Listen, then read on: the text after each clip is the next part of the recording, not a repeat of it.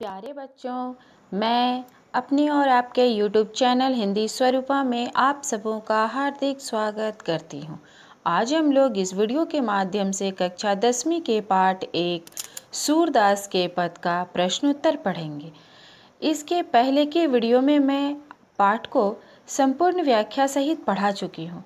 यदि आपने नहीं पढ़ा हो तो मैंने डिस्क्रिप्शन में लिंक दे रखा है, आवश्यकता अनुसार आप पढ़ सकते हैं। तो चलिए बच्चों, अब हम लोग प्रश्नोत्तर पढ़ना शुरू करते हैं।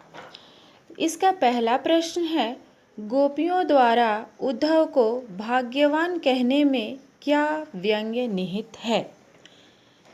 गोपियों द्वारा उद्धव को भाग्यवान कहने में कौन सा व्यंग्य निहित है? तो इसका उत्तर हम लोग कैसे लिखेंगे? गोपियों द्वारा उद्धव को भाग्यवान कहने के पीछे छिपा व्यंग्य यह है कि उद्धव ने कभी किसी से प्रेम नहीं किया, इसलिए वे गोपियों के विरह पीड़ा को नहीं समझ सकते हैं। ठीक है।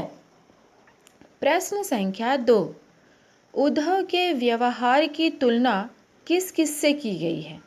तो उद्धव के व्यवहार की तुलना कमल के पत्ते और तेल से भरे गगरी से की गई है, क्योंकि कमल का पत्ता जल में ही रहता है, परंतु जल उसका स्पर्श नहीं कर पाता है, और तेल की गगरी को यदि पानी में डुबो दिया जाए तो भी पानी उसमें नहीं मिल पाता है।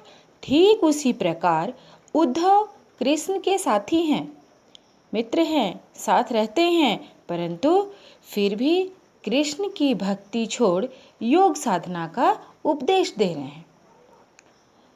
इसीलिए उद्धव के व्यवहार की तुलना इन दोनों से की गई है। प्रश्न संख्या 3, गोपियों ने किन किन उदाहरणों के माध्यम से उद्धव को उलाहने दिए हैं? गोपियों ने किन किन उदाहरणों के माध्यम से उलाहने दिए हैं? गोपियों ने जल में रहने वाले कमल के पत्ते और तेल युक्त गगरी जो पानी में डूबी रहती है के माध्यम से उद्धव को उलाहने दिए हैं। प्रश्न संख्या 4, उद्धव द्वारा दिए गए योग के संदेश ने गोपियों को विरह अग्नि में घी का काम कैसे किया?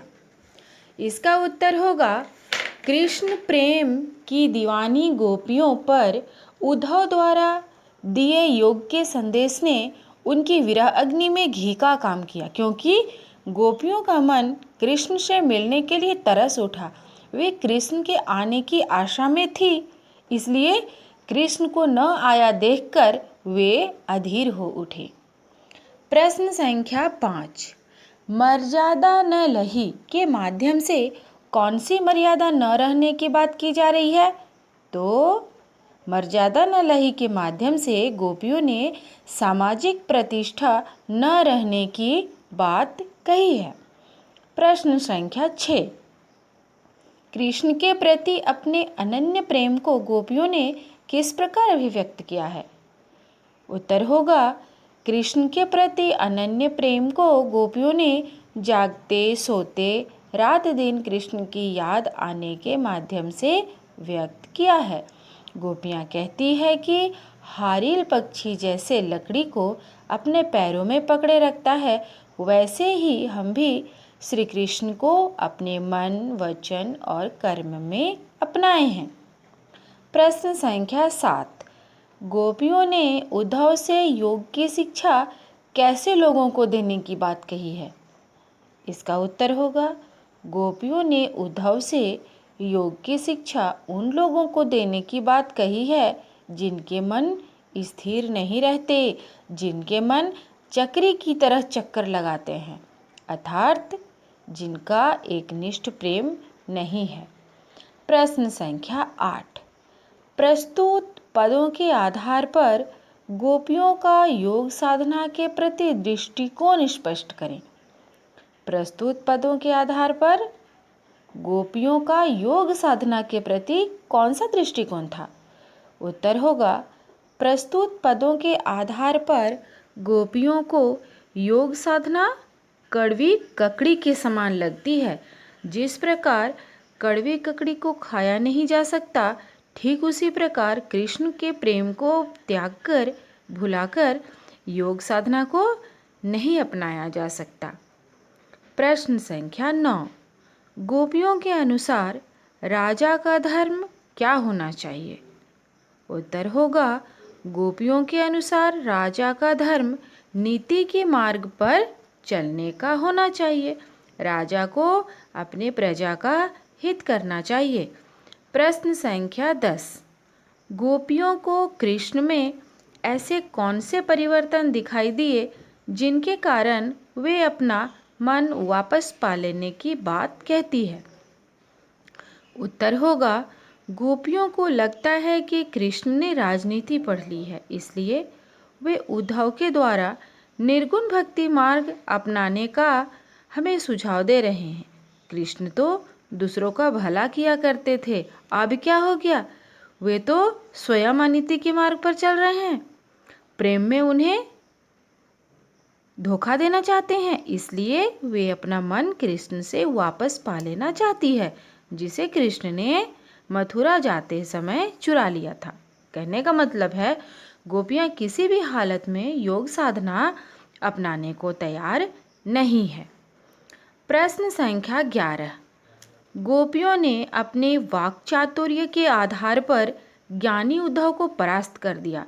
उनके वाक् चातुर्य की विशेषताएं लिखिए। ठीक है, उत्तर लिखेंगे, गोपियाँ वाक् चातुर्य में निपुण थी। उनकी वाग्वागदिकता प्रेम पद में दिखाई देती है। उनकी वाक् कुशलता की विशेषताएं निम्नलिखित है। ठीक है, अब कुछ विशेषताएं कैसे लिखेंगे? कौन सी विशेषता सबसे बड़ी विशेषता थी? कृष्ण में एकनिष्ठ प्रेम। ठीक है, तो 1 नंबर देके लिखेंगे कृष्ण में एकनिष्ठ प्रेम। दूसरे नंबर पर होगा विभिन्न लौकिक दृष्टांतों का ज्ञान। नंबर 3, वाक् चातुर्य में निपुण थी और कुशल थी, तभी तो उन्होंने उद्धव जैसे वाक् चातुर्य निपुण को हरा दिया।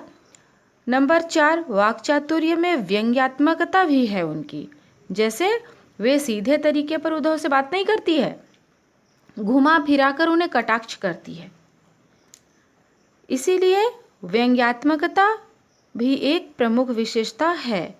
नंबर 5 में विशेषता वक्रोक्तिपूर्ण कथन, यानी कि गोपियाँ किसी भी कथन को उद्धव से सीधे तरीके पर नहीं कहती है, उसे घुमा फिरा कर कहती है, उसे गोल गोल घुमाती है, इसीलिए वक्रोक्तिपूर्ण कथन एक प्रमुख विशेषता। और एक विशेषता क्या है? उपालंभ प्रधानता, माने उसे उपालंभ कर देती है। ठीक है, प्रश्न संख्या 12।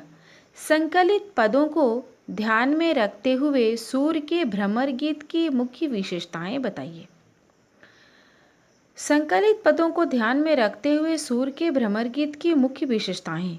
ठीक है, ये पद जो है सूरदास जी के भ्रमर गीत से लिया गया है, तो उसके और विशेषताएं बताना है हमें, मुख्य विशेषता। तो कौन कौन सी होगी? ऐसे तो बहुत सारी विशेषता है, तो एक विशेषता लिख सकते हैं, सूरदास ने उद्धव को भौरे की सटीक उपमा प्रदान की है, यानी कि सूरदास ने उद्धव को भौरा का उपाधि दिया है। ठीक है, 2 नंबर में लिखेंगे दृष्टांत अलंकार की सुंदर छटा है। विप्रलंब प्रधान श्रृंगार रस का प्रयोग हुआ है। संवादात्मक शैली के कारण कैसा लग रहा है? ऐसा लग रहा है जैसे कोई नाटक है, नाटकीयता का समावेश है। लयबद्धता भी है, संगीतात्मकता है, कवित्व छंद में रचा गया पद है, और भाषा अनुप्रास वक्रोक्ति पुनरुक्ति प्रकाश तथा दृष्टांत आदि अलंकारों से अलंकृत है। पदों में अर्थ गांभीर्य है, भाव सौंदर्य का दर्शन हो रहा है, और सगुण भक्ति की विजय स्पष्ट दिखाई